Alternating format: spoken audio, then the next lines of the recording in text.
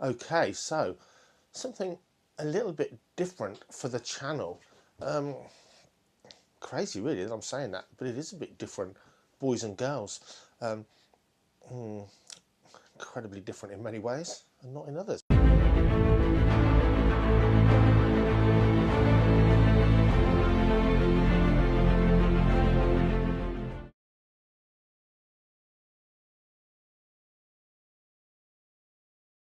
So, Falconry is quite a macho, quite a male dominated, quite a lot of misogyny within Falconry. But I don't think that's Falconry, that's just the way of the world. And I always sort of jokingly say in my sort of Falconry displays and talks to people, back in that, this is why most pastime sports hobbies are male dominated, in my view. Back in the day, the men went out to work and they worked very, very, very hard. Meanwhile, if I've been down a coal mine or something, on a Sunday, they probably had to go to church, bit of a social maybe. Maybe on a Saturday or a Saturday afternoon, they got a bit of time for themselves. They've worked really, really hard and they deserve to have a hobby, go and watch the football, go and play football, go down a pub, play darts, go fishing. They deserved it. The women, well, they kind of just stayed at home. You know, they looked after the house, did a bit of tidying up, and looked after the cute little kids. I mean, how lovely. The men didn't get to do all of that. The women got to play with the kids, and they got to just look after the house. So really, you know, the men worked so hard, they deserved a day off to have a hobby, didn't they, in comparison. I hope you've got a sense of humour, because when I said that in a display once, a man came up to me, he actually went up to my wife and complained. I hope you get the picture. If you don't be ridiculous. That's not how my mind works. But I do generally think that's why hobbies became male dominated. Most of these things are equal, aren't they? Women can throw darts, women can play football, women can go fishing just as well. And to be honest, some absolutely exceptional falconers, guess what? They're women. But having said all of that, if you are a woman trying to access falconry, due to the machismo and the misogyny of my kind of people, the men, it can be daunting to get into. And if you're a man, you go, oh, don't be ridiculous. You are already one of those men. It is daunting. It's daunting to walk into a crowd of different people as a beginner at something when they know what they're doing, but they're a different class. If you don't believe me, here's another angle on it. A great friend of mine, he has no falconry birds. He'll never get a falconry bird, but once a year, he loves to come out and see the eagles fly. His pastime is running really and keep fit, super fit guy, but he works on a laptop if you like. But once he says, Dave, come out with the eagles. And he literally usually goes and buys a pair of cheap wellies, because the pair he bought the year before is not used for a year and they've perished in his God knows where, you know, in his shed. Let's have a good laugh. His name's Damien, and the colour of his skin is incredibly black. So I would call him a black guy. And I've said to him before, does that offend you? Can I call you a black man? He goes, I'm a black man. Of course you can. Because this is the stupidity and the way the world has gone now. So I'll have some good conversations with him. And one recently, we were talking about the fact that he hasn't got a bird, but he loves to come and see the eagles fly. And I said, two of my great passions in my life are riding fast bikes, most on the road, and falconry. And another one, fishing. And I said, I do see some black fishermen now in the UK. When I was into motorbikes, within my large group of people, small group I'd hang out with, fast group. But then there's the wider community in the area and beyond that I sort of regularly saw. I didn't see any black guys. I was a Sikh. We always used to have a giggle because obviously wore with no helmet on. He couldn't put a helmet on over his turban, so you think, God, you know, that is, he used to ride a really fast bike. Ooh, scary. But and we used to have a, you know, if you're all friends, you all have a laugh. But in falconry, I said to Damien, I don't really know. I don't think I know any black falconers. I said, why do you think it is? You know, he said it's a cultural thing. It's not a racial thing. He said, you know, look at falconry. You've got in the UK, Europe, hundreds of years or thousands of years tradition, of falconry. I said, where my background is, where my great grandparents come from, and so on. It's just not a thing. It's just not a cultural thing. Um, and I said to him, what is it? If you come in here, like I said, like everyone else is white people, or a black guy, come in here. Do you feel awkward? He goes, no, not now. He said a little bit at the beginning. He said, but I've always done stuff that I want to do. And he said, I don't let stigmas get in the way. But he said, without a doubt, you can see why it would be difficult for someone to come into a different group of people. And so it's not just a men and women thing. And when the Female Falconers Club was sort of invented, set up, got going, there were male falconers that kind of said, well, that's sexist, isn't it? It should be just a male-only Falconers Club. And I do get that to a degree. In the world we live in, I get why that would be relevant. But the thing is, it's a really important club where female falconers can get access to falconry, learn about falconry in a less male-dominated place, in a club that's for girls, an easier access, letting you in gently, because learning anything, going to any club for the first time is actually quite scary. It doesn't matter what it's about. You meet your new people. You're on your own. You're walking in, and that's my job. But a lot of people find that incredibly difficult. Walking into a new place full of people, they all know what they're doing. You're the new person. You've never met them before. It doesn't matter about anything else. That in alone is scary for a lot of people. In fact, there's a lot of people who just can't do that. If you're a man, you will, even if you disagree, you will know, and women know this all too well. If it's a male-dominated club, and a lady comes in, straight away, men are frightened of women, they're frightened of the competition, and they're dreadfully frightened that their egos will get bashed because a woman might be better than them at something. Don't believe me? In my days of fast bikes, there was one lady, that would regularly come out in the group, and she was fast, and she was a lot faster than probably 80% of the group. And I watched men regularly nearly kill themselves because they didn't want to be outdone by her, and they were trying to go faster than her, and she was more skilled than them. You see it all the time. I think it's one reason there's not women and men's sports. Some of them are kept separate. I think it honestly is. Their egos couldn't take losing to a woman. That is a fact. Nothing else but a fact. So men behave differently to a woman who's a newbie in a club. They behave differently, not because they're new. The woman has to deal with all the male side of it. Maybe they're trying to chat them up. Maybe they're maybe they're scared that the women will become better than them. I see all this. This is just fact. I'm not making this up. So the Female Falconers Club has definitely got a place. This year I taught a lady falconry, and last year I taught a lady falconry, as well as a couple of men. And so one of them's now in her second falconry season. She's doing really, really well, and we'll meet her in a little while. And another lady came along, and she's doing well in her first season. They've all had the usual novice problems.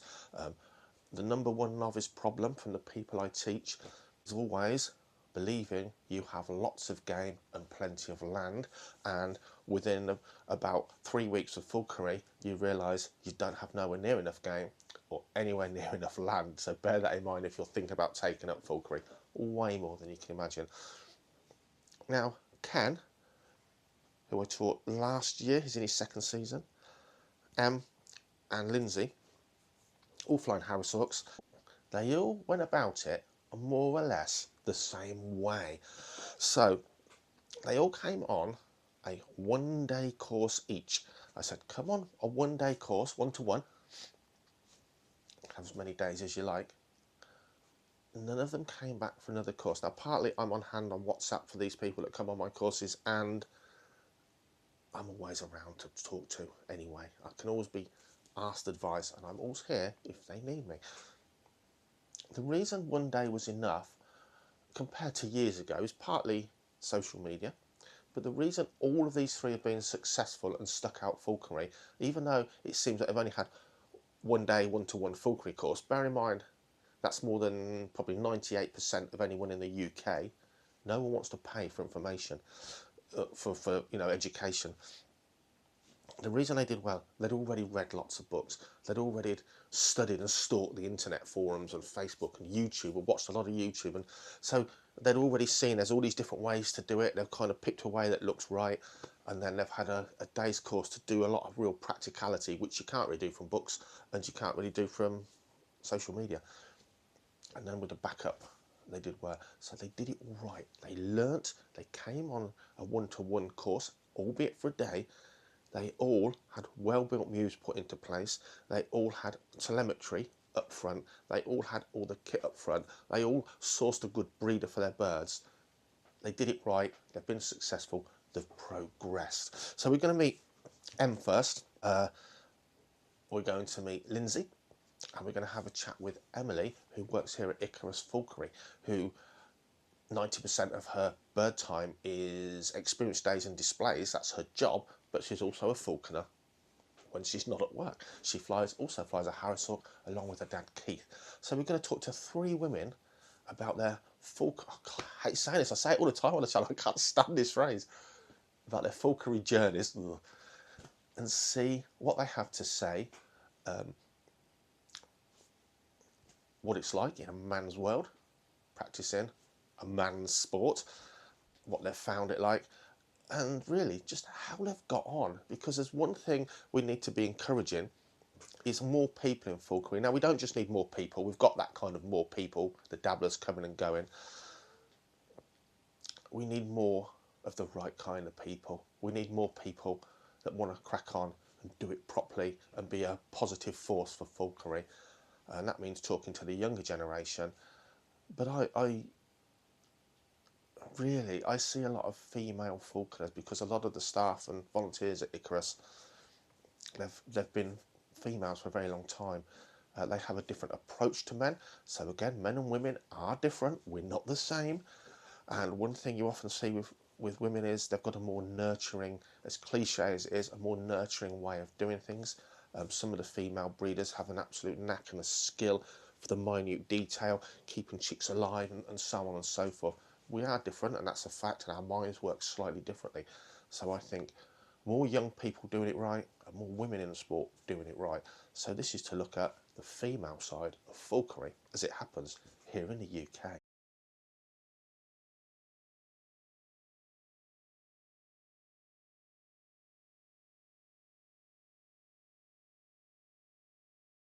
Okay, my lovely. Well, I hope you've got a high-cut top on, because we've just discussed about men and women and how men think of women and some of the difficulties women have.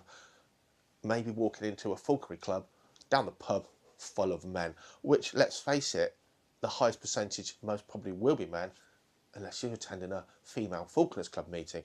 So, tell me who you are, and tell us the hows and whys of you getting into falconry. What's your background? Have you got any country sport background, or was it just something, different random approach that got you into it? What really made you want to go down this road of actually getting your own hawk, getting into falconry? Where did that spark come from? Hi Dave, thanks for inviting me onto the channel. My name is Em and this is Zena, my female Harris Hawk. I've always been into country sports since a young age. I've been involved with horses since a child and done a little bit of fishing. Until about 4 years ago, I decided to have a little break from horses and got a little bit more into things that I could do with my dog. Beating, which I really enjoy, rabbiting with the ferrets with the dog, really enjoy that.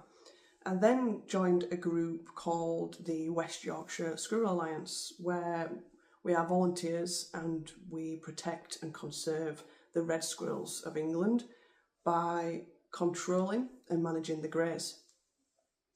What I did with that is I gained quite a bit of permission going and controlling the grey squirrels, and what I found is I'd sit in my hide waiting for the squirrels to come to the feeder, and most of the time I would be bird watching. And that's, I think, where about a year ago my interest in wild birds, birds of prey, owls, etc. started to kick off. And yeah, a year later, here we are. Okay, my usual really short introduction. to this video, we've discussed you and some other female falconers a little bit, and we've already discussed, as it happens, you've all started out, or hopefully continued with, a Harris hawk. Why? Why? There's a lot of birds of prey out there. Oh, I don't know, I do know your land now, but I didn't know your land at the time, you know, but I also know on your land and that's available to you, you could have flown something else, not just a Harris hawk. So why a Harris hawk, and male or female, and again, why? Okay, good question. As I've just mentioned about the squirrel group that I volunteer in, you would think I probably would have gone for a red tail. And yeah, when I first started doing research and talking to other falconers, red tails did stand out to me due to the permission and the quarry that I could provide at the time. But with me being a beginner and a novice, I wanted something that was going to be a little bit more forgiving, possibly, and something that would be a little bit more accepting. The Harris hawk definitely fitted that bill. I was a little bit concerned about the dog because a lot of people say Harris's are, oh no, they don't like dogs, you know, you can't work, you've Harris with your dog. However, I did a lot of research and a lot of falconers do work with their dogs. And that's really important to me. I wanted to be able to work the dog, ferreting with the rabbits, with the hawk, following on through some of the woodland I've got with the hawk. And it has actually worked out quite well. So I made the right choice. Okay, let's touch on the elephant in the room. You're a female. Did you consider that as you started out thinking about being a falconer? Did you consider that, oh, you know, sort of kind of a man's world, oh, I've got to put it with the men, oh, how's it going to be? Have you found that male falconers have been welcoming, helpful? I hope they have. Or have you hit any issues that you feel that were female specific?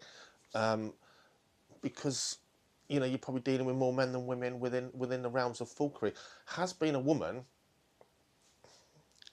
made any differences to, do you think, to you becoming a falconer, good or bad?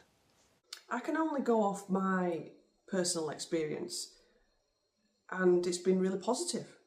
All the men that I've come across, falconers, have been really helpful, really welcoming. I don't know whether it's made a difference because I'm female. They've been more helpful and more welcoming because they'd like to see a female in the community. You don't see a lot of women doing the falconry. It's definitely a male-dominated environment. I think maybe I took to it a little bit better maybe than others because I'm pretty used to it anyway. Going beating, that's quite male-dominated. There is a lot of women that do it, but it's pretty male-dominated environment. So I'm quite accustomed to that environment anyway, but no negatives whatsoever. How are you finding falconry? Is it harder or easier? Because we're talking falconry. By the way, on this video, everyone, we're talking hunting falconry, not display birds. Has it been easier or harder to achieve, to get where you want to be? With the bird, I don't mean this as a male-female thing. Falconry itself, has it been easy? Has it been difficult? Has it thrown up any surprises to you? That's a really good question, Dave, and quite tricky to answer. I'd say I did about a year's worth, 9-10 months worth of research before I got Xena. I might have overloaded myself with information, to be fair. I did a lot of reading books, talking to falconers, watching videos, and I'd say the first couple of weeks, manning her and flying on the creants went pretty bullet point, to a T. You couldn't have written it any better. She was fantastic. It was when we started flying free. Are you going to bait? Please don't bait. When we started flying free, that's when things started to get a little bit more tricky because through the creants training, she'd been managing her weight herself, really. Whereas then when we started to enter her and ask her to chase carcasses and lures and things like that, things started changing. And I'd got a bit of a routine when I was feeding her, when I was flying her. But then when we started doing different things, I started to realise time of day feeding made a massive difference to the day after. weight, as in the weather made a massive difference. The weather the night before made a bit of a difference to when she would cast. There was a load more things, and I was definitely keeping a diary every day of, you know, if it was been windy, has it been cold, what time she'd cast, what time I'd weighed, what time I'd fed. And that's when I thought, oh, this is starting to get a little bit, please don't babe, just relax. This is starting to get a little bit more difficult than what I read in a book. These were the things that you can't really read in a book until, one, you're experiencing it yourself with your own bird, and two, talking to other people about their experiences. So to answer that question, I think I could go on quite a lot more about that. It's definitely not easy. Just a little potty break. It's definitely not easy. It's been harder. Yes, I would say it's been harder than I expected, purely because I'm a massive researcher. I knew it was going to be difficult. I knew there was going to be some bumps in the road that I couldn't have foreseen. But going back to your previous question, I can't knock the support that I've had from other falconers. The gentleman that I purchased Xena from, he's been fantastic, and all the support that I've had as well through the other people that I've met through falconry. Lastly, anything you want to add? Anything you want to add? Has falconry given you something in your life extra? Do you want to add anything to the topic of female falconers? Or do you think maybe she's relevant? What sex you are is relevant? What am I even making this video for? But is there anything you want to add? Just anything you want to add from your input into this video about female hunting falconers? Anything that pings in your head that you think, oh, I really want to put that in, and Dave hasn't asked a question. Thanks, Dave. I do think the only thing I'd like to add, from what I've learned in a short space of time of being in the falconry community, is it's a massive commitment, and I was fully aware of the commitment I was making before I purchased Xena. I'd been in the horse world, and having horses previously, that is a massive commitment also, and I felt something was missing from my life after taking a break from horses, and Xena has definitely filled that little spot and keeps me so busy. But I do find, and I've come across a few falconers, unfortunately, that I feel have got birds but don't have the time for them. I understand circumstances can change. The birds live a long time. In 5 years' time, something could happen where I might have to have a season off. I understand that. But some people seem to go into it, same with the horses, not really understanding the commitment and the time you need to put into it. I know that the more effort and the more time I put into Xena, and it's only proved that over the past couple of months, how much she will come on and how much I will get out of the sport and how much I'll enjoy it. We'll both enjoy it. So yeah, when it comes down to female falconers, I think it's irrelevant. I'm going to say that though, because I'm female. Yeah, women are naturally a little bit more sensitive and naturally more nurturing, and probably don't want to see the harsh truths of hunting. A lot of people don't, but we understand as falconers and as hunters that we keep everything as humane as possible and not share things online that could possibly encourage others to see falconry as a bad sport. And that goes for other sports as well, not just falconry. You know, we need to protect falconry, and we need to protect each other so we can keep this fantastic sport and fantastic hobby going for years and years to come. Well, all I can say is thank you so much for all of that. We're going to meet a couple of other falconers now, and it'd be interesting to see if there's a sort of a line going through that's similar, or whether there's not.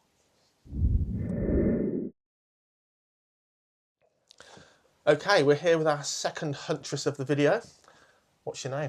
Lindsay Corelli. She's not self-conscious at all about being on here. So, Lindsay, I've got some questions for you. I've wrote them down, but she doesn't know them yet. So, question number one. We know your name. That was question number one. Number Brilliant. two, why falconry? How did you get into it? How did that happen? Why not fishing or shooting or none of the above? Yeah, so I used to shoot, but clays. So I've always been, Oh. yeah, growing up in a village, I was absolutely horsey mad. So So from, country girl from Dot. yeah, from Dot. Fair play. So I was having riding lessons, and then I had my own pony and things. And when I was about Wealthy family? no, absolutely no. It was on a shoestring. My mum was a single Wow, that's parent. tough with horses, Yeah, isn't it it? was really tough. It was really tough, and it's all thanks to my mum just working and Yeah, that's letting me supporting you. pursue what I loved really. But I remember I had my first young horse. She was only 2, and I was just kind of desensitizing her to all the stuff in the village on bin Wow, day yeah. and Sort of manning a pigeons horse. I don't flapping. know about No, horses, that's but I guess it. it's Yeah, like like that a kind of manning, thing. Yeah, yeah. like a manning process. And I was taking her through. This was in Dodford village, and I was walking her through the ford to get her used to kind of going through the water and things.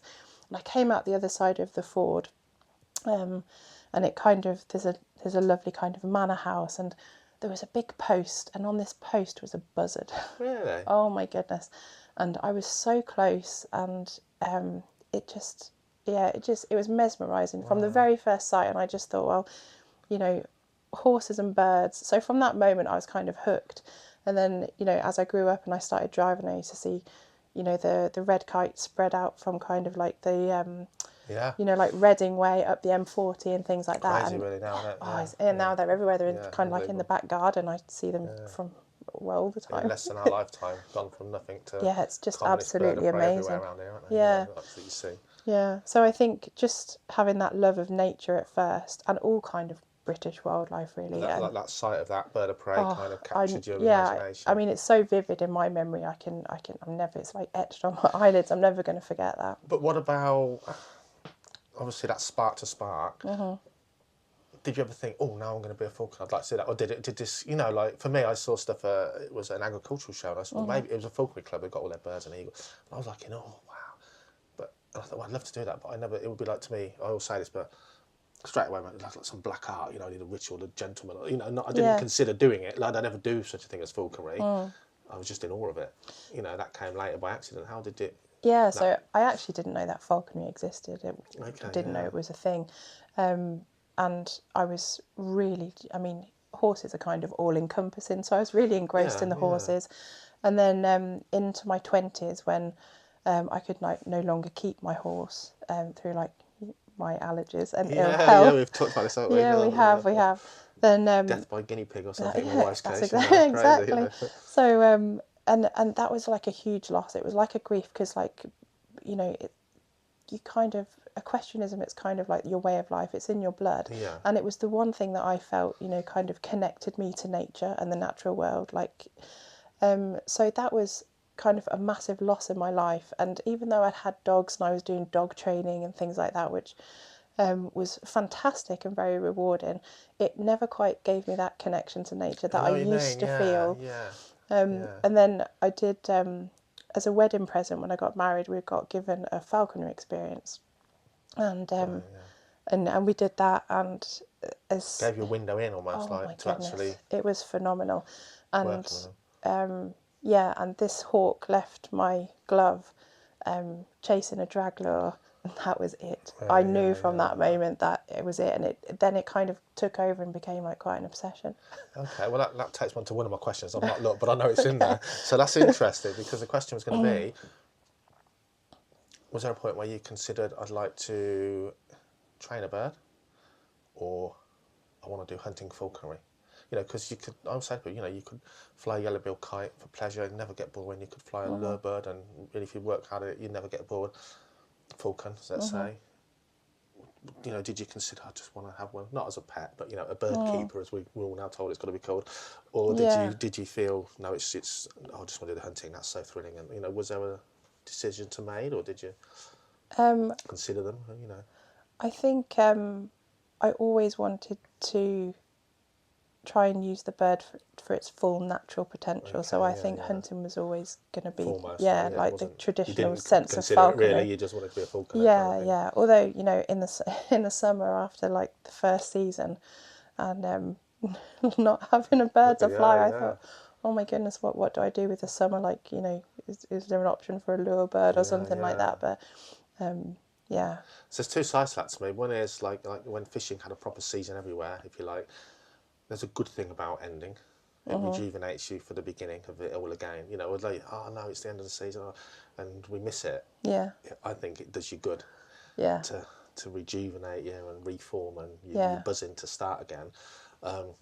Equally, I did when a long time after that, and I did get a lure bird, a falcon. I wanted to just fly a falcon because it's something I'd never learnt about, because we don't really have the right land here to make it easy, so I never considered it.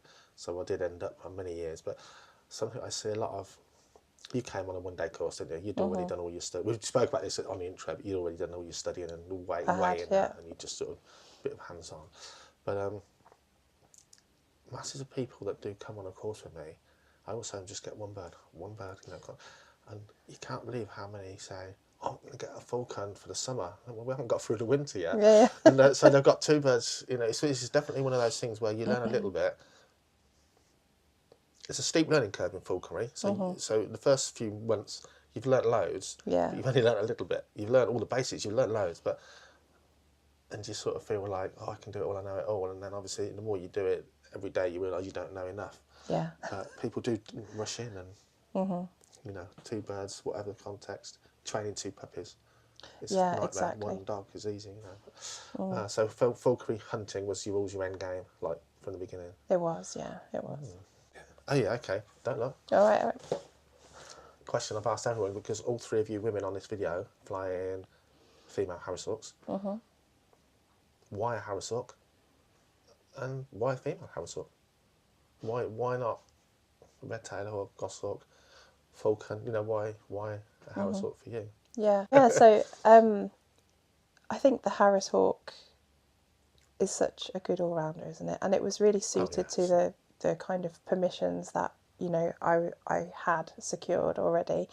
I had thought about a red tail because, you know, kind of, you know, ethically I was thinking squirrels, red tails on squirrels, they're not, you know, they're quite a pest and stuff like that. So, and everybody kind of wants them out of their area and things like that. So I thought good food for the bird. We can eat them. Exactly. You know, they're like going in the hedge, are they? You know. Exactly. So I thought red tail could be an option, but then, you know, as I was learning more, I understood that it just requires that bit of extra knowledge around the weight management, whereas the Harris Hawk seems to be a little bit less likely to take stand in a tree. Fluid.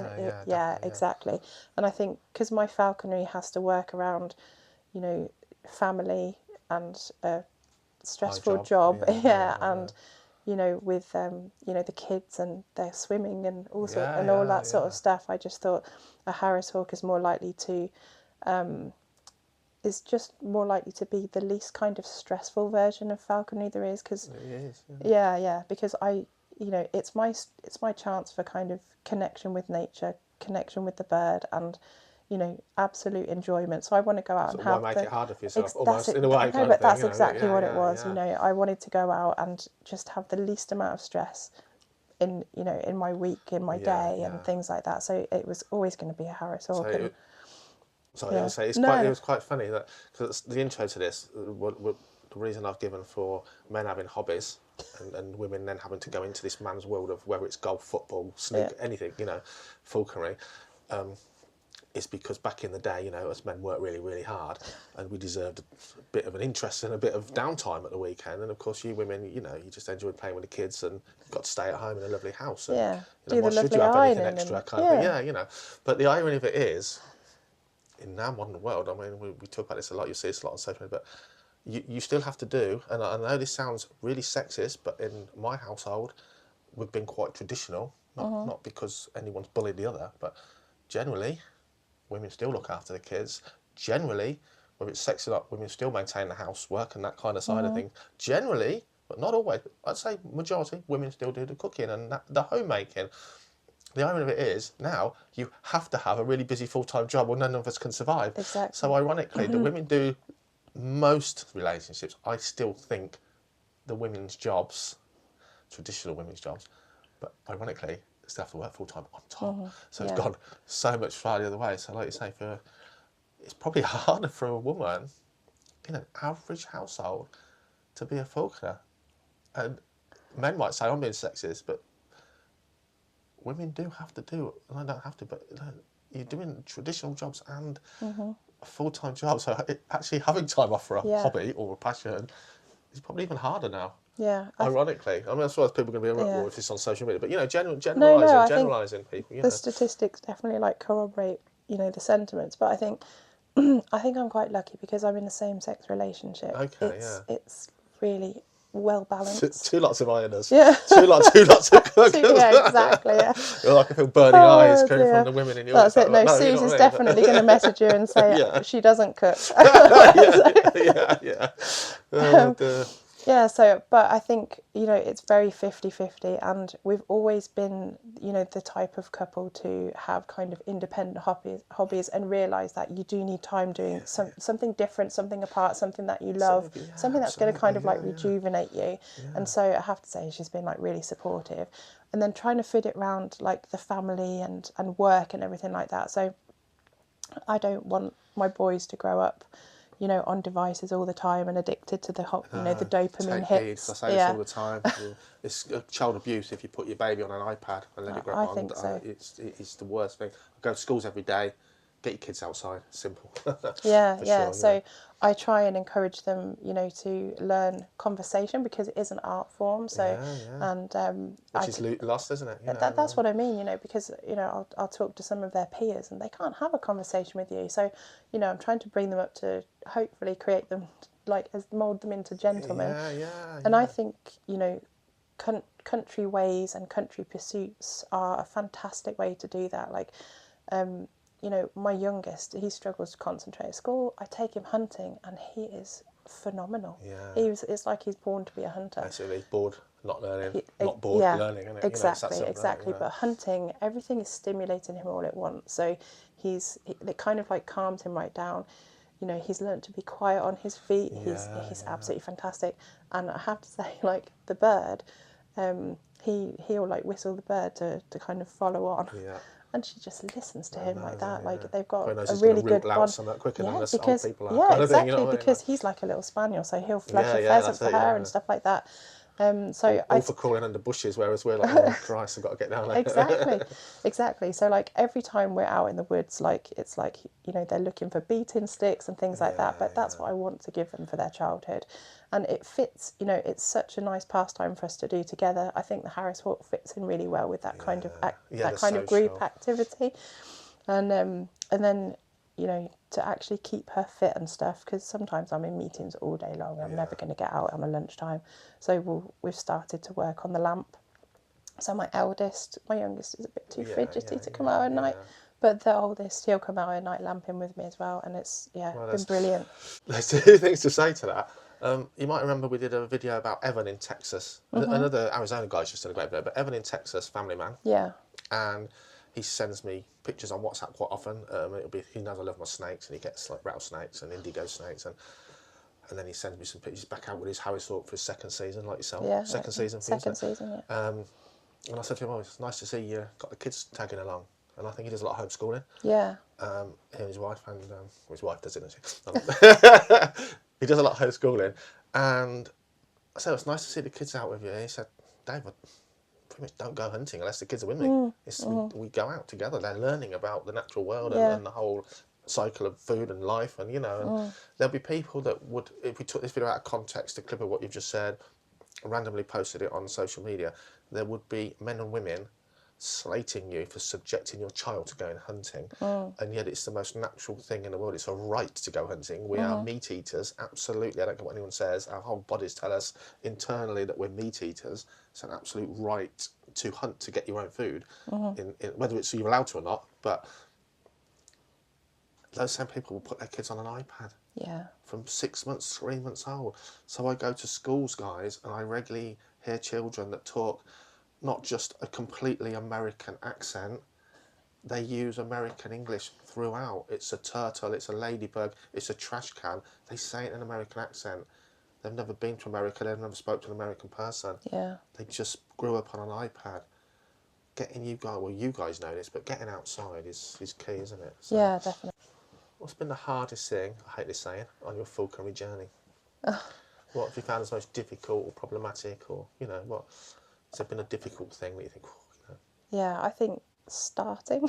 Starting? I think starting, Like yeah. getting started? Yeah, Like getting, after yeah. thinking about it, kind of Yeah, thing? so I was reading and doing like loads of theory because it's such a massive commitment, isn't it? And so I just wanted Yeah. to make sure like it's definitely going to be for me, for us, for the family. It was going to fit, it was going to work, you know, because it's just not fair on the bird, is it? So No, I true. researched for a couple of years and then started going around doing experiences, and I thought, no, this is absolutely for me. And I was, you know, you think about it day and night, don't Yeah, you? You yeah, dream yeah. Oh, about it, all God, that's that why sort of it's a stuff. passion, isn't it? It just That's it, it's all exactly. absorbing, isn't it? It Like, was, you know. for me, it was like horses over again. Yeah, you lose sleep worrying about it. You lose sleep thinking about it. What you want to do Yeah, positively. It's the that's whole it, thing, isn't it? yeah. So, but for me, like, because you're the closest Falconry Centre, and I watched all your content on Oh, YouTube probably thank you. like hundreds of times, you know, and so, but ringing you and like and arranging with Jackie, like to actually have a physical hands-on day, Yeah. learning all the kind of practical side, that was like a big Kind of step. what you'd already learned. You know, like hooding, it's fine if you can do it on a model, but it's not like doing it on a No, real no. bird. You And know. we had, you know, we had leashes tied around all sorts of different bits of Yeah, furniture yeah, in the yeah. house. It's like, Every time I yeah, go yeah. by, I'd like practice a falconer's Yeah. knot. The boys would practice a falconer's Yeah, knot, that's things cool. like that. But you know, it's you because you're learning from like a book. Then you know, I just wanted you to check: am I doing the falconer's knot Yeah, correctly? You know, yeah, exactly. But I wanted to, you know, get your advice on, you know, where to get the bird and stuff like that. You yeah. know, Yeah, yeah. It's always nice word of mouth, and it's always better than with exactly. anything, isn't it, really? Isn't it? Yeah, exactly. Have you got any advice to newbies, newcomers, but also you can join these together or keep them separate? Being a woman, being a female, you know, I've given my thoughts. Have you found where has there been issues? You know, do you think the female falconers club's a good idea or sexist idea? You know, what's it like to be a female in falconry? I don't know. I'm only guessing. Okay.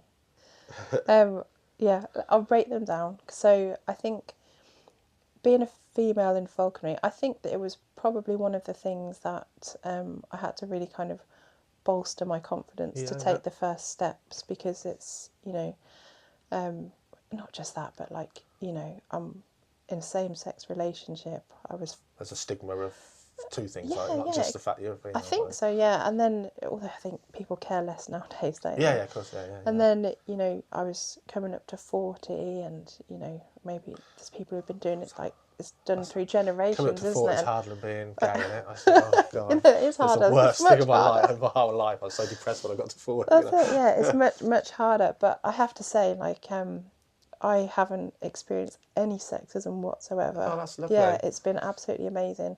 Haven't joined the Female Falconers Club, although I am actually quite keen to. Yeah, yeah.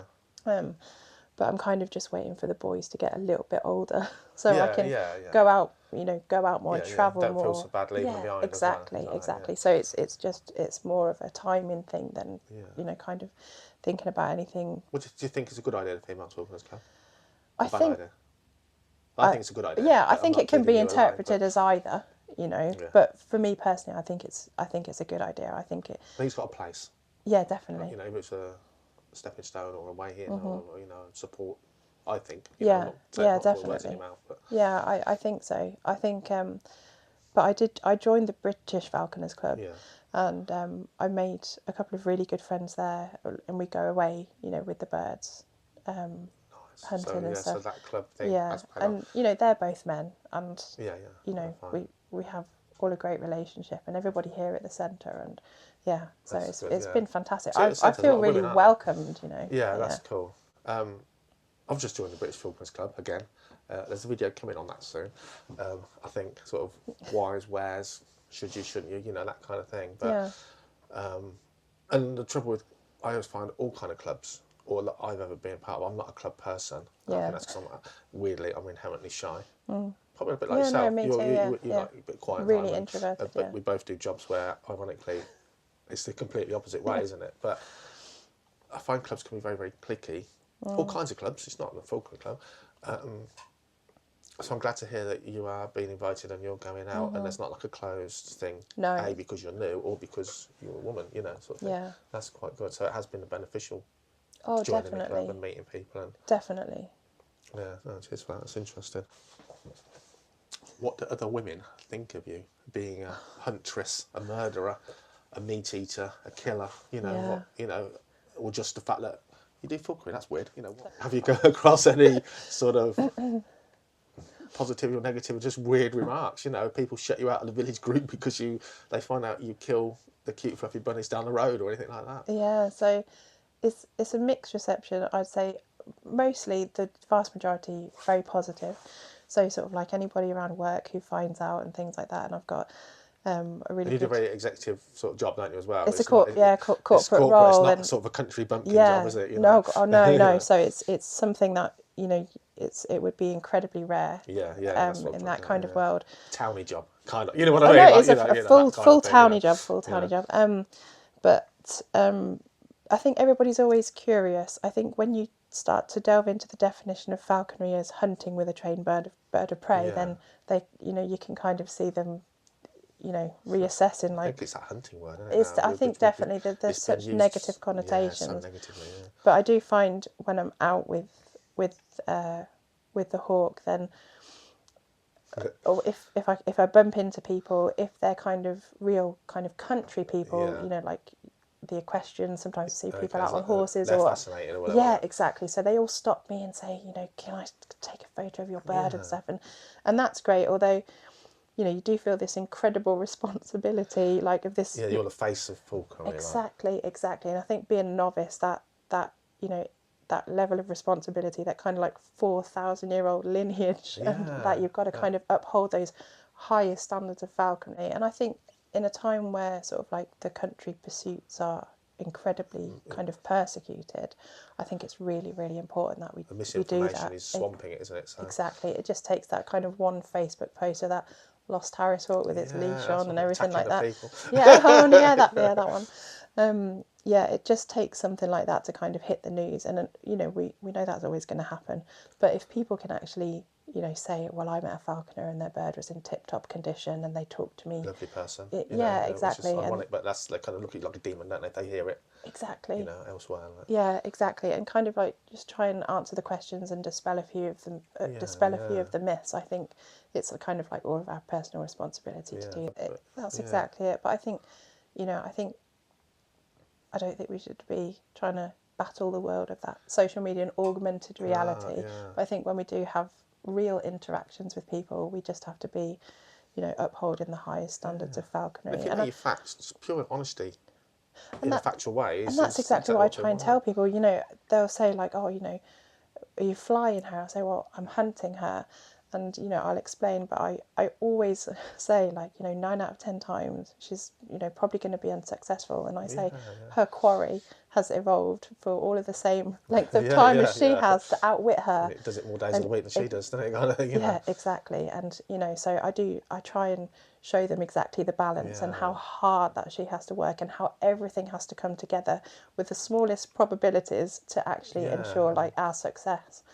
So. And it doesn't get thrown in the hedge. It's useful food, isn't it? Yeah, exactly. Yeah. I do agree. But I think, one of the misconceptions is that, we kind of head out with our birds and things with bloodlust. And that's not the case at all. What I love most about falconry is that, it's the kind of constant striving for a perfection that you're probably never ever going to achieve, but you still are going to strive for it anyway. So it's the perfect molt, the perfect flight, just perfect condition. Everything. The perfect cope of the beak, everything to be absolutely perfect. And I think I can't remember what I was going to say. You'll have to cut that because you're over 40 now. Oh, don't. You'll have to cut that bit out. But yeah, it's not about killing, is it? It's about we're looking for the perfection of everything. So killing is the end result, but it's not the goal, which is a weird thing to say, maybe. No, exactly. The goal is to come home, everybody's safe and healthy. So.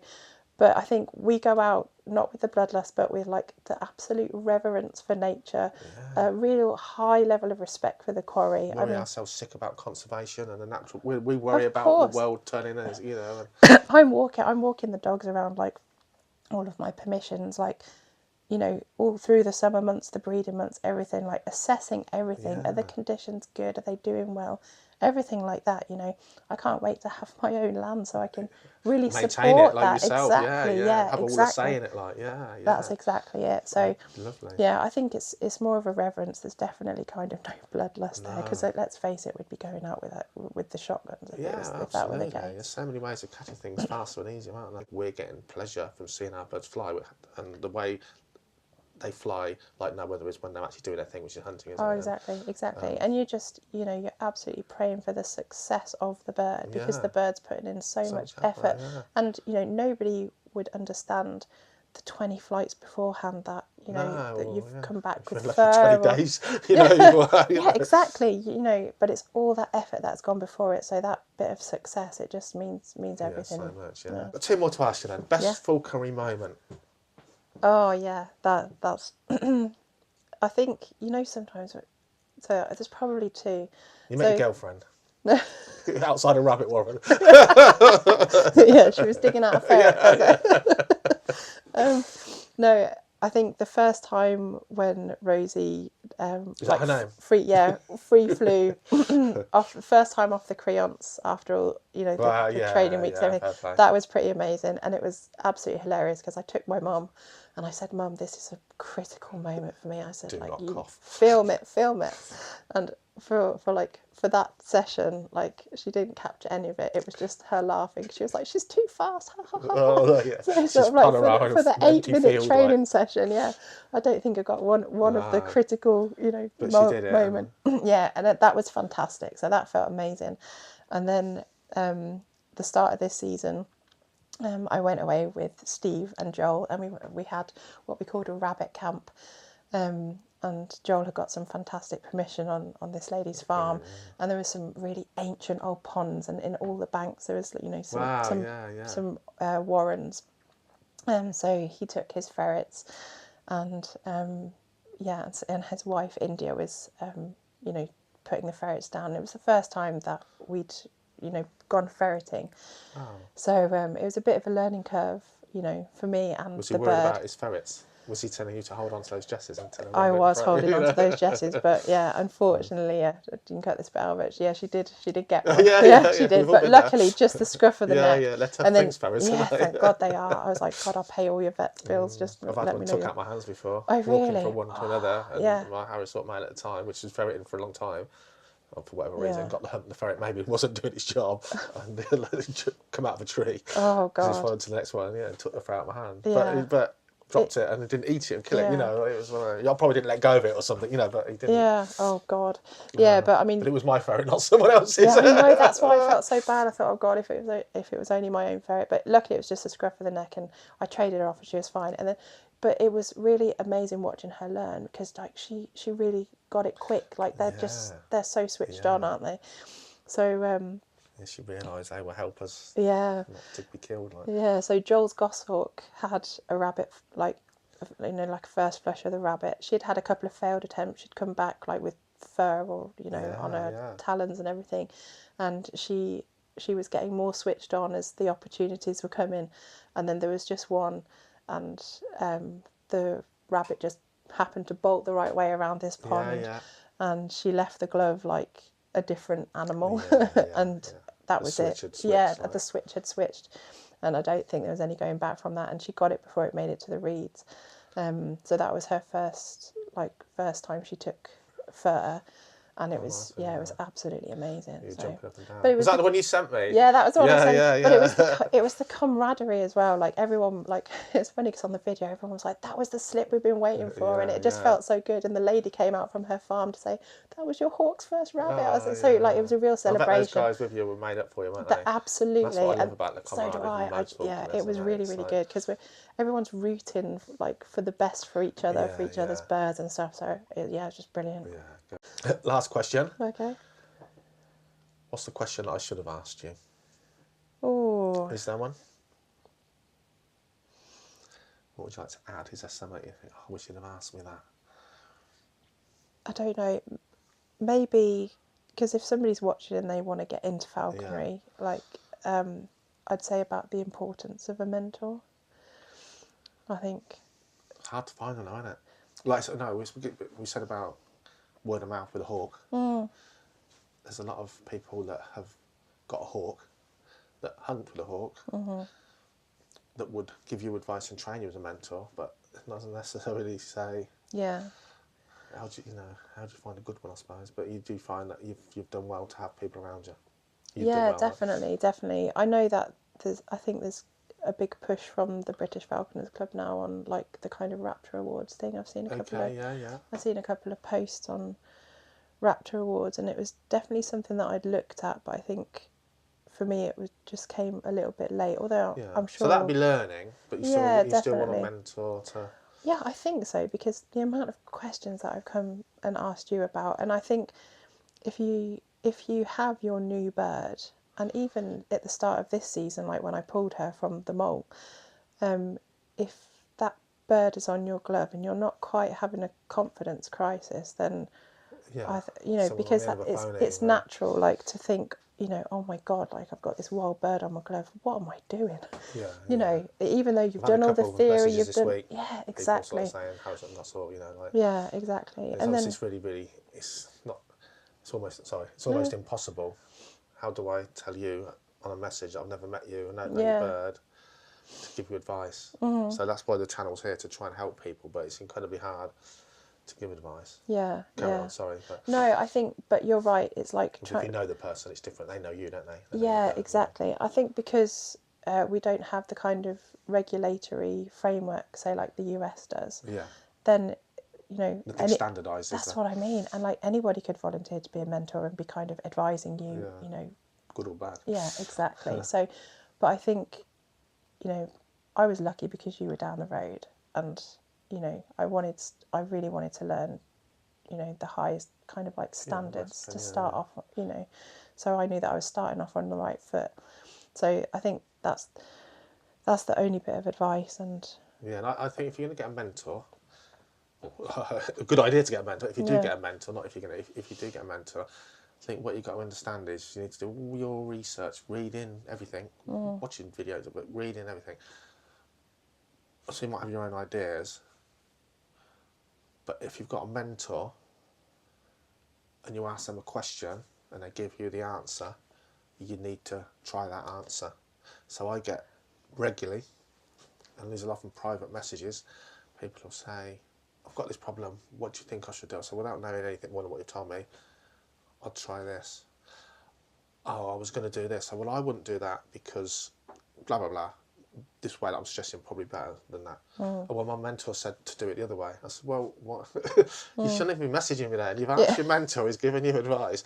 Because he and I, or she and I, whatever, aren't going to have the same answers. That's falconry. So I think that's the important thing. If you get a mentor, let them mentor you. If you want to then progress, even in year 2, to tweak things and try different things, but there's so many ways to skin a cat, but you can't necessarily do a bit of this and a bit of that. Often it's like, I'm going to do it this way or that way. Yeah. You can't ask my advice and your advice and then employ both of those things. It's one or the other often. So exactly. I do think, that's a big problem people have is they do have a mentor. There's nothing wrong with watching my videos and everyone else's and forming an opinion and thinking, but you don't know anything yet. Yeah. Listen to your mentor. Maybe get to a point, or don't have the mentor, but no one likes an arsehole, do they? Someone that's asking a question over and over until you give them the answer they actually came to you for, kind of thing. It's like, the answer's no, but I know you want to hear yes, but it's never going to be yes. It's going to be, so I think that's the thing. If you can have a mentor, listen to your mentor. It doesn't stop you learning outside of that, but at that point, I think follow their advice. And quite important, definitely. Isn't it? Definitely. We all do things differently, don't we? Well, thanks for coming. No, thank you for having me. Thanks for having you. So it'll be interesting to see how different these stories, they won't all have the same questions as you girls, but 3 of you, it'll be interesting to see different takes on it, I think. Yeah, different ages and different backgrounds, and see how everyone got into it. But thanks for your time, Lindsay. No, thank you very much. Great to have you. Thank you. Thank you. So before I ask you who you are, you should be in the spotlight right now, but Father Christmas has borrowed my studio lighting over a year ago, and Father Christmas hasn't given them back yet. So anyone listening, this is a true story. He has actually borrowed them, so we're doing it under ordinary lighting. But who are you? What's your name? So my name's Emily. I'm currently working at Icarus Falconry as one of the falconers here. And in my free time in the winter, me and my dad go out with Inca, who is my dad's Harris hawk. So, yeah, before you started, Icarus Falconry, they'd run part of their experience would be hunting days. So in the winter, not just hands-on, but nowadays, your job role here, It's your fun. actual job role here isn't hunting. No. But this video is about women that hunt as opposed to women that fly birds of prey. So tell me how it began. So I knew you came here, but you had already been hunting with birds of prey previously. That you was already a falconer. Yes. Tell me about how that began. Well, it was through my dad, really. He'd always wanted his own bird of prey. He'd done experience days courses, all those different kinds of things. And his sort of dream was one day to have his own bird. I think it was a Harris hawk. And then he wanted to go out hunting with it. So it was about 13 years ago now. Wow. How old were you how old were you then? I can't remember. I was in secondary school. Wow, yeah. So school kid. Yeah. I don't know. I must have been 15, 16 maybe. Yeah. That makes me feel really old. Yeah. But yeah, so he'd always wanted his own bird of prey. So eventually he got loads of books. I think he got in contact with a breeder. He built the aviary from scratch out in the back garden. And then he got his first Harris hawk. And did he get that bird with a view that you're his only child, aren't you? Yes. So did he get that bird with a view that you would come out with him, or did you just end up tagging along? Did it come naturally to you, or were you dragged along, or did you just sort of think, I'd like to go and see that fly? How did I think it was how did you get involved there then with your dad's falconry? I think it was sort of a mix of things. I mean, I've always loved animals, loved birds, used to do bird watching. Yeah. So it was quite an exciting. You had reptiles, didn't you, before? Yeah, I had leopard geckos. Yeah. But yeah, it was a bit random. Well, I'm just bring it out of the blue. But yeah, we sort of discussed if we were going to get a Harris hawk. So it was a bit of a strange thing. And then yeah, I think he ended up just bringing it home. And I remember practicing my falconers knot at school. I had the glove. I was just tying it on and over. My friends thought I was mad, but I said I've got to get this right. But yeah, I think I just said I wanted to learn. He said, "Oh, you can learn alongside me. I'll teach you what he knows." And then we natural progression of you and your dad went out hunting and went out with your bird and and we just sort of learnt it together. So you went out hunting. Well, that's how she goes. You went out hunting, and at some point you obviously caught something. Yes. But you're also an animal lover. How did that affect you? Was it just natural, or did you think, oh no, or did you just get? Well, knowing you probably got in there and started dissecting it. But how did the first kill affect you as a female and a kid? I mean, I've never been afraid to get dirty. I've always, used to be up potting around in the garden, getting my hands grubby. Used to be, looking at snails and things. I don't think I ever found it. I knew what was going to happen, and it wasn't. It was kind of different how I expected, because I think the first catch that the hawk caught was, it didn't really make a commotion. It was a rabbit, I think, it just, that was kind dead of kind of thing. Yeah, it didn't make any noises or anything. You didn't have to dispatch it at that stage. No, I think we were lucky on the first one.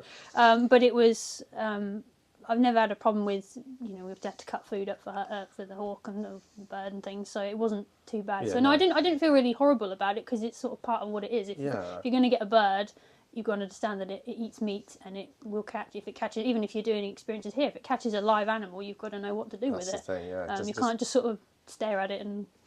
No, and that's it here. Like say, even if you don't fly hunting birds, if you fly birds of prey, you're still going to catch stuff, aren't you? Yeah. Similar. So when I was a kid, my dad used to do a lot of trout. He did a lot of fishing, but he got really into trout fishing.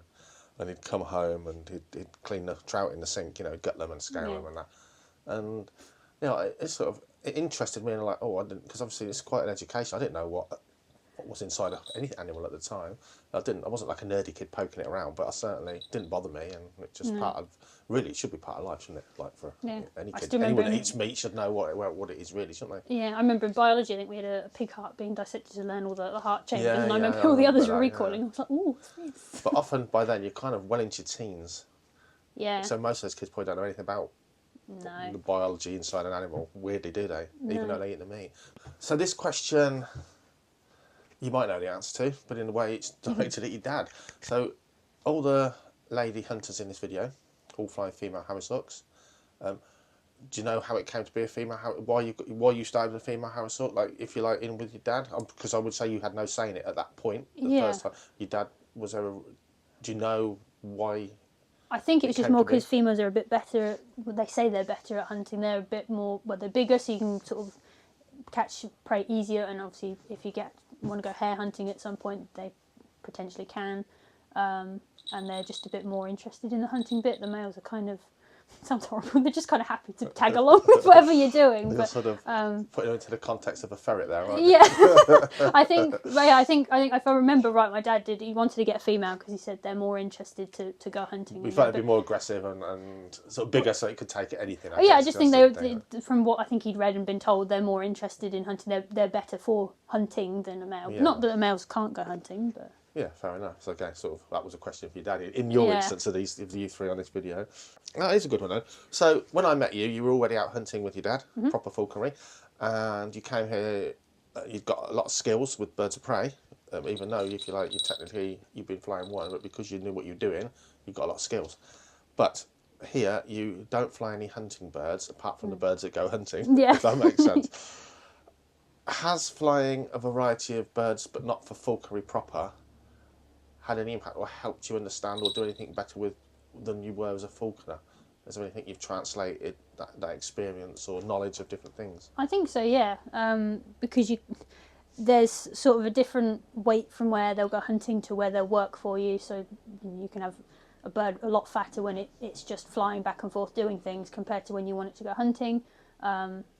Just the variety of birds was quite interesting to see how each one interacts out and about. Like, owls are different to the hawks and falcons are different to them. I think I've learnt a lot of different things in sort of like how you handle them and how you do different things. I don't know how to describe it, but yeah, there's just kind of all the different things. I feel like it makes you a better falconer because you have all that knowledge. So if something does occur while you're out hunting, that you might be able to observe it better. Yeah. Or just generally being out with birds, you sort of learn just life experience of things that happen, scenarios that another bird comes along, or you encounter, I don't know, another animal or something. I don't know. Yeah.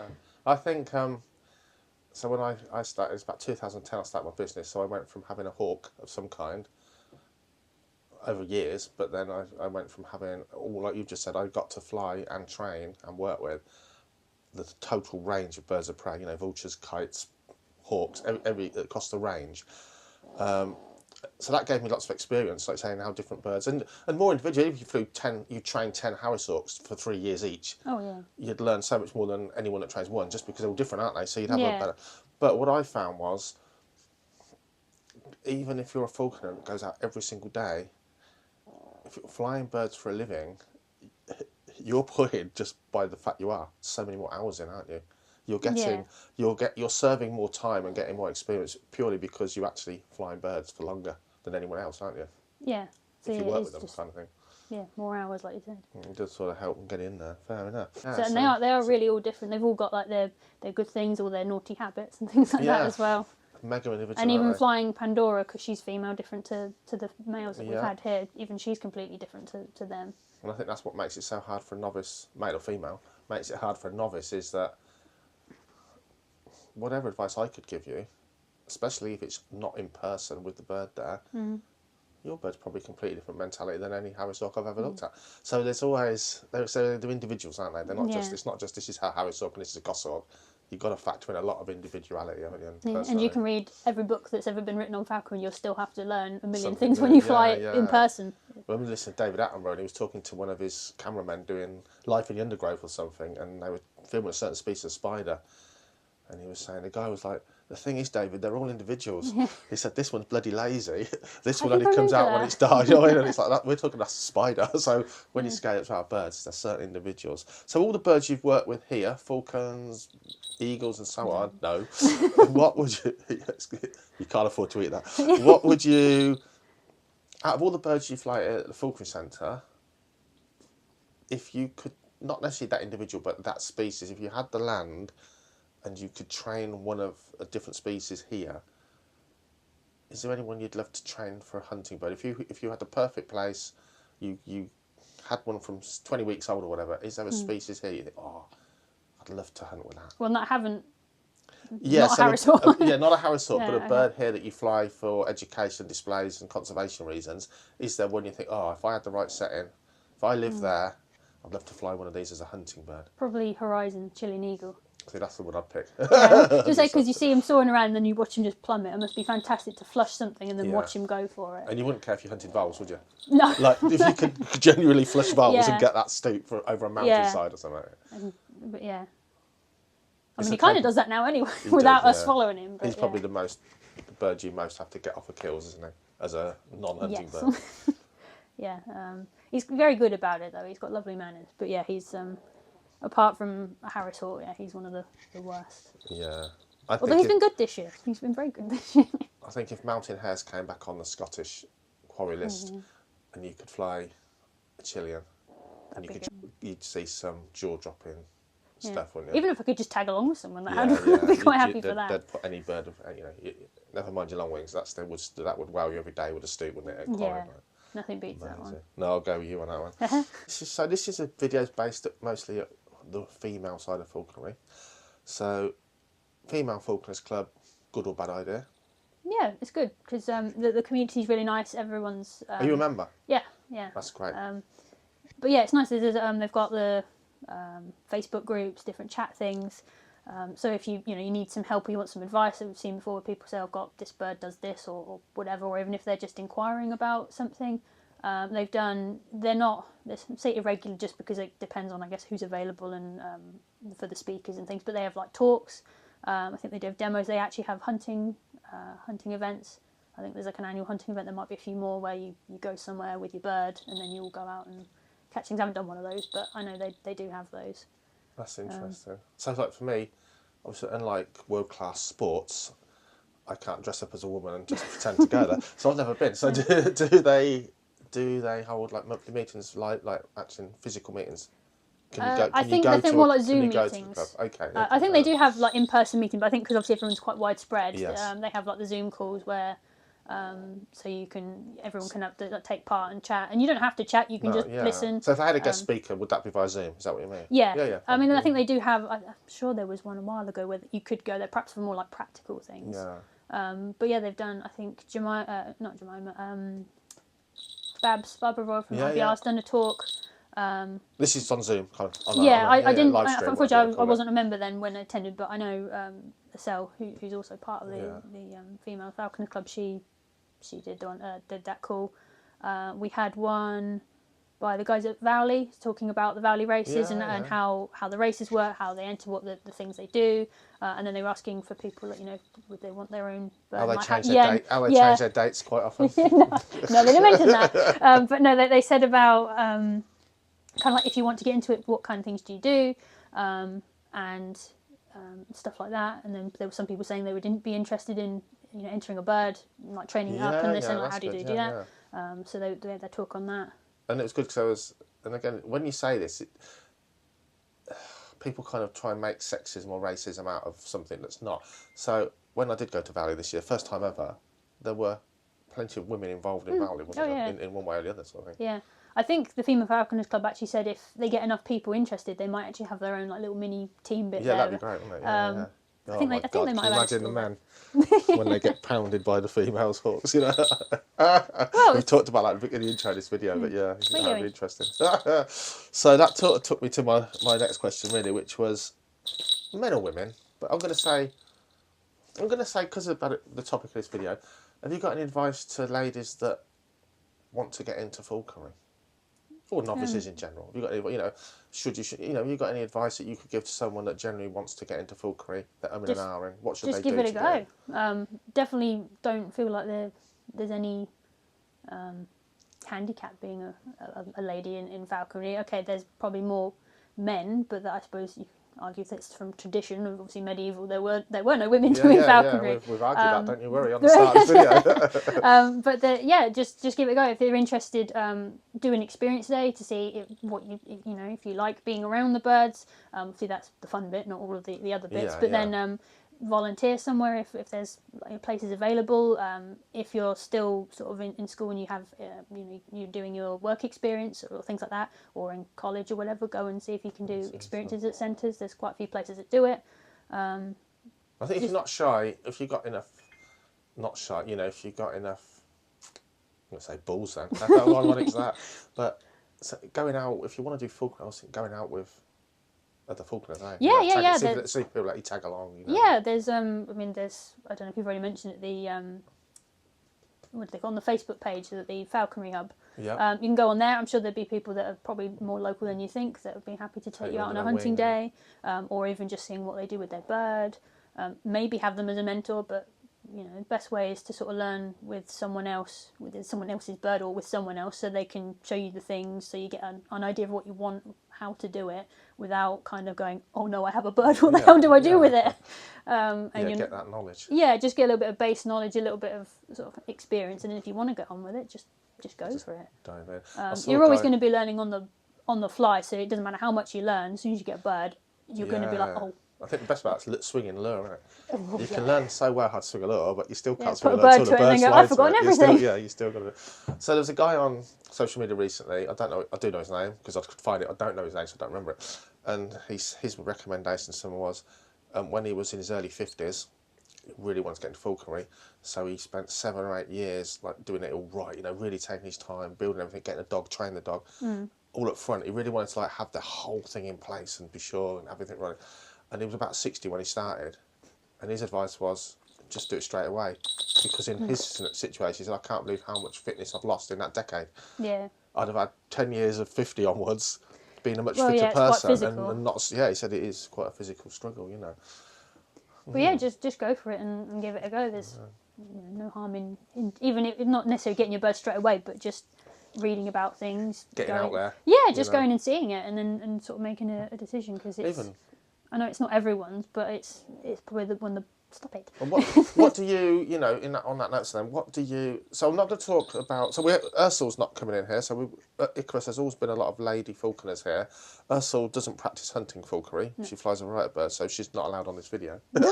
No. But basically it's just about women that are hunting birds of prey. We know, you know as well as I do, there's loads of females now in falconry in some context or another, for sure. But forgetting your work, because you're flying loads of birds, blah de blah, but it's still inverted commas work. What do you get out of falconry? Going out with your dad, I guess, with your bird. What? Because you could easily go to that. I'm not going out anymore. I'll do it all day, Dad. I'm bored. I'm not bored. I've had enough. I've seen enough birds for one day. You still go out. What do you get out of falconry personally? I mean, it might be a little bit more biased with just Harris Hawks per se, because it's the one I've got hunting with. Everyone on this video flies a female Harris Hawk, just by weird coincidence, but yeah. But as a general thing, just being outside, it sounds really corny, but just sort of being part of nature.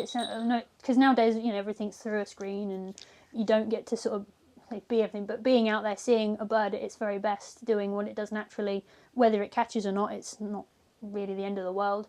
But you get to see nature at its best. Even just hunting rabbits, I've got a whole new sort of view of them. I used to think they were stupid. Yeah. We were always hunting, and then you see the craft of them, how to fly. They are so good. Yeah. So yeah, doing that, like just. They all got through Watership Down to the end, didn't they? Yeah, yeah, no hawks there. But even just sort of seeing how everything works together, learning. You sort of learn about. It sounds learn about the land. So you learn how the rabbits, even though they're underground, they're hearing you. They know you're there. You have to learn where the wind is, the direction, the terrain. But you're becoming a hunter then, aren't you? You're talking about learning to be a hunter, aren't you? You really just become one with everything out there, because you have to be attuned to maybe not everything, because we're not necessarily being hunted ourselves, but you're learning both your quarry, what your bird's capable of, what you need to do to give them the best benefit. If you've got ferrets, obviously, no, it's not native, but you learn them as well. Of course, but also just getting to sort of, particularly with Harris, working alongside them. They are a team player. They want to spend time with you. They are unique, aren't they? Yeah. So being out there and particularly with Harris, they tell you where they are. They communicate with you. If we're going through, we've got a little wooded permission. If there's a rabbit or something in the brambles, she will point it to us, and she's basically telling us it's there. We'll walk towards it, flush it, and she sees it. They do talk as well, don't they? Yeah, and people don't realise they have 2 or 3 proper sounds that are telling you stuff. Yeah, not just body language. Yeah, they waggle their tail, but sometimes she's really she does like this little whistling sound. She's like, "Come on!" When they know someone's trying. hiding, Pheasants make her whistle a lot more, but we normally go for rabbits. But yeah, things like that. Just working with a bird, it's just, I don't know how to describe it, but it's a fantastic feeling of just that you don't have to talk to them. You're just working together, and you know each other. It's like a really good friendship, but if you can call a bird a friend. Well, yeah, they are. I mean, we see them as friends, I guess, in many instances. they might not see us like that, but No. if any bird is going to, it's probably a haversack, isn't it? Yeah. You know, if you can coin the word friend and be, what's it called, anthropomorphic, Yeah. which I think, now I'm getting older, there's way more scope for being anthropomorphic. I think there's way more to animals than I ever gave them credit for in their minds, you know. I certainly asked Lindsay this, don't you put on my radiator? I know. I was so happy when she was facing it away. I've asked Lindsay this. What's the question I haven't asked you? A question you haven't asked? Yeah. Is there a question that you think... Oh, no! How expensive are these? A pellet. I'll have to just unfold it when she coughs Yeah. it up. Is there a question that you think, oh, I wanted to tell Dave about that, or I wanted to cover that? Even if it's from that female angle. But it doesn't have to be, because it could sound sexist. I can't really think of anything. Well, no, I think you've covered most I can cut stuff. this bit out, don't worry. Yeah, no, I can't think of everything. There's no, I think that you've covered pretty much everything. Sort of. In that case, then, Emily, thanks for your time. That's all right. Thanks a lot. Should make a nice video, I think, because it's a different angle. There's so many. I think nearly every single falconry centre you go to is probably heavily women biased. Ironically, even though we started the video saying that, you know, falconry itself is male biased, which it is, and that's the point of this video. But thank you for your time. That's all right. I'm glad you behaved yourself. How old's this girl? 5. 5 years old. So 5 now. proper, beautiful, mature haversack. People say they're ugly, but that is a real magnificent looking. And that's an overused word, isn't it? In falconry, birds of prey, magnificent, but that is a magnificent looking predator, isn't it? Yeah. It looks solid. It looks like it could certainly catch stuff. Yeah, I always say she's a bit like Jekyll and Hyde. She's got by the way, she's looking at me. No, she's got 2 faces. She's got really cute when she fluffs all of her feathers. Yeah. My dad calls her Pingu head, Yeah. but she looks really cute, really big-eyed. Like she wouldn't. There you go. She's all fluffy now.